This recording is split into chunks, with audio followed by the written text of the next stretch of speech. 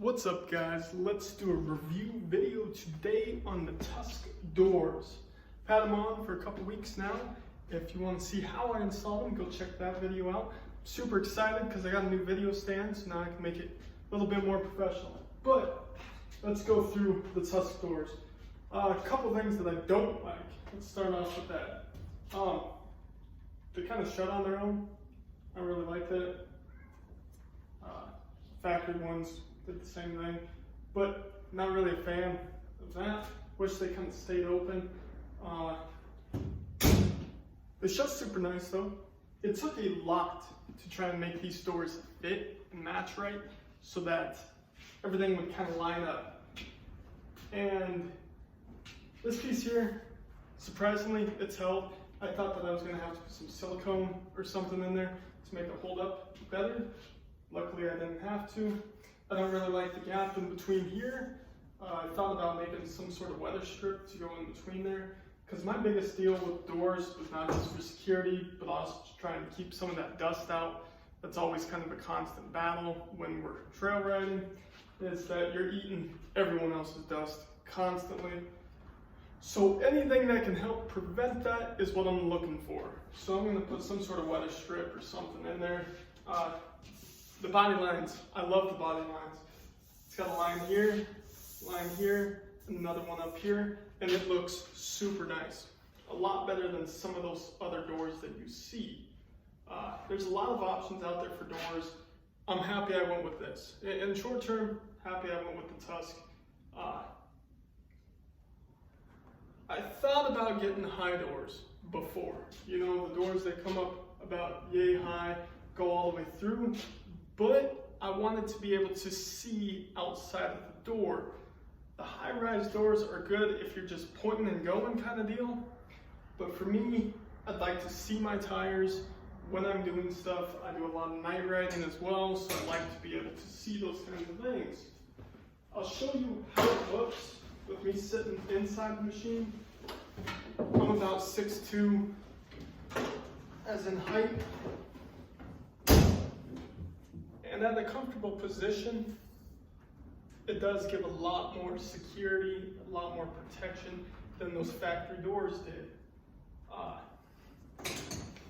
One issue that I'm having is that this inside latch, there's a piece of metal that goes across there to hold the latch. Keep hitting my knees on them. But again, I'm 6'2", so some stuff is a little bit harder for me to draw into. I thought that a good solution to that was to get some door bags and mock up some door bags for the inside, which I am going to do, but you do need to know about the Tusk doors. They don't accept door bags. Don't know why they did the design like that. I wish that they would have gave you some sort of mounting platform, because almost everyone runs door bags. I wish they would have thought about that. But I do have some door bags here. I'm going to flip the camera around on this side, let you guys kind of see some of the issues that I'm having with mounting the door bags. Okay, so this is that metal part holding the latch that I'm talking about that I keep hitting myself on. My knee's hitting right here. So I'm wondering if I put the lowering seat bases in. If you haven't seen them, go check out LMW or ORB or Longhorn or any of those. They all make the lowering seat bases. I will be doing a video once I get a few coming my way. I'm going to do both driver and passenger. Again, I'm a little taller, so I want to lower the seats, and it reclines them to usually a 5-degree recline. So I think that's going to be beneficial for me. But anyways, so if I do go 2 inches lower, I'm hoping it brings my knee lower so that I'm not hitting on that, but I'm still going to be hitting on this bar. Now back to the door bags. There's not really a good spot to mount these. I could go way down here, but that's not going to really do much for my knee. Or it could, you know, there's not really a whole lot of options here. I kind of like the way it looks like that, And then maybe I could get a piece of padding or something with some Velcro or a sticker or some sort of deal and put it over the bar. Or maybe some pipe wrap. Maybe I'll do that. Stay tuned for that part. I'm not really sure what I'm gonna do. I got the door bags. I don't know. These are really nice to have, just because any sort of storage on a small machine like this, on any of these razors, there's not almost any storage. You get the bed, but that's about it. So I'm trying to look for different ways to optimize my storage. And this is one of them. So I got these bags for both sides, and then I got that middle bag. I'm not really sure how that's gonna work with aftermarket seats once I get those ordered. If you guys have any recommendations for aftermarket seats, please send them my way. Right now, just because of budget and comfort, I think that I'm gonna go with the Ace. I forgot what the model number is, but they're made by Ace Racing. Aces Racing, or whatever it's called. They're a cheaper brand, but as far as comfort looks, they look very comfortable. A lot of people say that they're kind of hard to get in and out of. That's okay for me, because I want the most comfortable seat that I can get.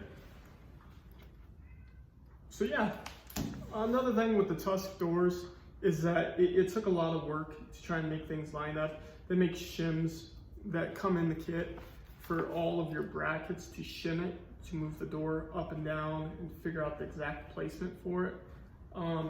Most of the welds, I used to be a welder, so like this weld's really nice, but some of them on the hinge aren't really appealing.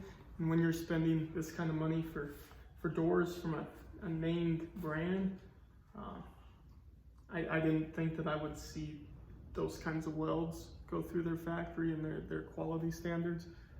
But so that small problem, nothing too big.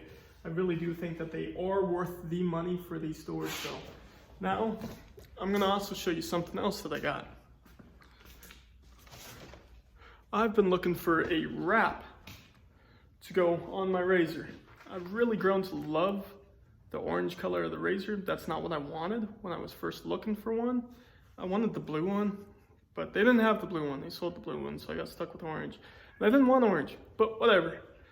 And now I absolutely love the orange, but I was having problems trying to color match the orange and figure out what I was gonna do, because I want something a little bit more custom, something with some flair. And I started shopping around online, and I was able to find a wrap that is very, very, very close to the color of the factory orange. If you don't know this yet, this orange is actually a metallic orange. I didn't know that. You can't even really tell from looking from a distance, but once you get up close, it's got a little bit of a flake in there. The closest wrap that I could find to the factory orange is made by Vivid. It's called Gloss Orange. That's it. So Gloss Orange, I'm gonna do some sort of custom wrap, maybe half the door and then the other half of the machine, a metallic black. I'm not sure yet. If you guys have any ideas, send them my way too. It really helps. You know, the razor community is gigantic and seems for the most part a lot of helpful people, which is super cool to be a part of. So, let me know, what should my next mod be? Should I do the lowering bases? Should I work on something else? Let me know in the comments. Click that like button, subscribe. Let's keep these videos flowing. Thanks for watching.